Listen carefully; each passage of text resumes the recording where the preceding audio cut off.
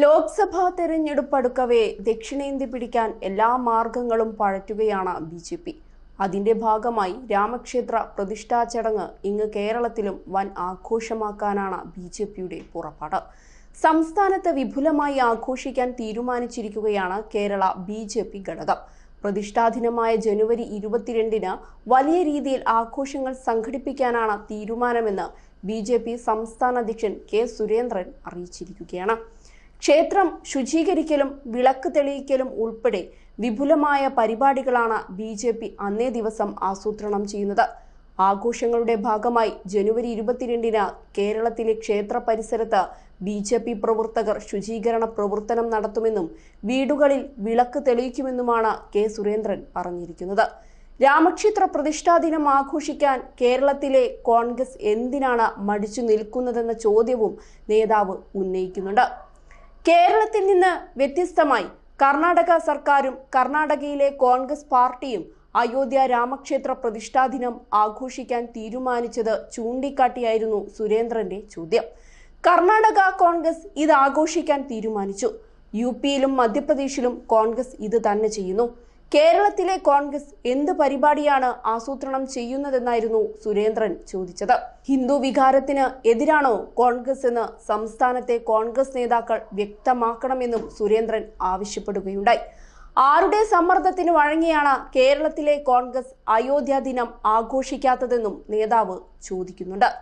അയോധ്യ രാമക്ഷേത്രത്തിലെ പ്രതിഷ്ഠാ ദിനമായ ജനുവരി 22-ന് സംസ്ഥാനത്തെ ക്ഷേത്രങ്ങളിൽ പ്രത്യേക പൂജകൾ നടത്താൻ കോൺഗ്രസ് നേതാവും മന്ത്രിയുമായ രാമലിംഗ റെഡ്ഡി ആവശ്യപ്പെട്ടിരുന്നു. അയോധ്യയിലെ രാമക്ഷേത്ര വിഗ്രഹ പ്രതിഷ്ഠയുടെ ചടങ്ങിലേക്ക് കർണാടകത്തിലുടനീളമുള്ള ക്ഷേത്രങ്ങളെ കൂടി ഉൾപ്പെടുത്താനാണ് ഈ തീരുമാനം.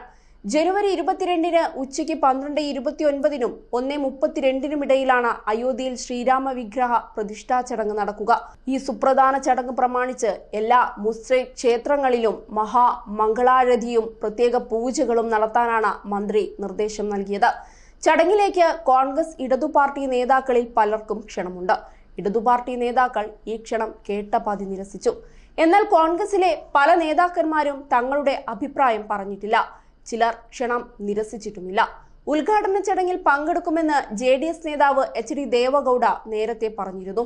താനും കുടുംബവും പങ്കെടുക്കുമെന്ന് മകൻ എച്ച്.ഡി. കുമാരസ്വാമിയും വ്യക്തമാക്കിയിട്ടുണ്ട്. അതേസമയം രാമക്ഷേത്ര ഉദ്ഘാടന ചടങ്ങിൽ പങ്കെടുക്കുന്ന കാര്യത്തിൽ സോണിയാഗാന്ധിയോ ഖാർഗെയോ നിലപാട് വ്യക്തമാക്കിയിരുന്നില്ല. പങ്കെടുക്കുമെന്നും ഇല്ലെന്നും റിപ്പോർട്ടുകളുണ്ട്. പങ്കെടുക്കരുത് എന്നാണ് കേരളത്തിൽ നിന്നുള്ള ഒരു വിഭാഗം നേതാക്കൾ ഹൈക്കമാൻഡിനോട് ആവശ്യപ്പെട്ടിട്ടുള്ളത്. ബി.ജെ.പിയുടെ കെണിയിൽ വീഴില്ലെന്ന് കെ.സി. വേണുഗോപാൽ ഉൾപ്പെടെയുള്ള നേതാക്കളും പ്രതികരിച്ചിരുന്നു. പ്രതിപക്ഷ പാർട്ടികളുടെ ഇന്ത്യ സഖ്യത്തിൽ നിന്ന് എല്ലാ നേതാക്കൾക്കും ക്ഷണം ലഭിച്ചിട്ടില്ല. മമതാ ബാനർജി ഉൾപ്പെടെയുള്ള പ്രതിപക്ഷ രംഗത്തെ പ്രമുഖർ പങ്കെടുക്കില്ലെന്ന് നിലപാട് എടുത്തുവെന്നാണ് വാർത്തകൾ. കോൺഗ്രസ് രാമക്ഷേത്ര ഉദ്ഘാടനത്തിൽ പങ്കെടുത്താൽ പാർട്ടി കൂടുതൽ പ്രതിസന്ധിയിലാകുമെന്നാണ് വി.എം. സുധീരൻ ഉൾപ്പെടെയുള്ള നേതാക്കൾ പ്രതികരിച്ചത്.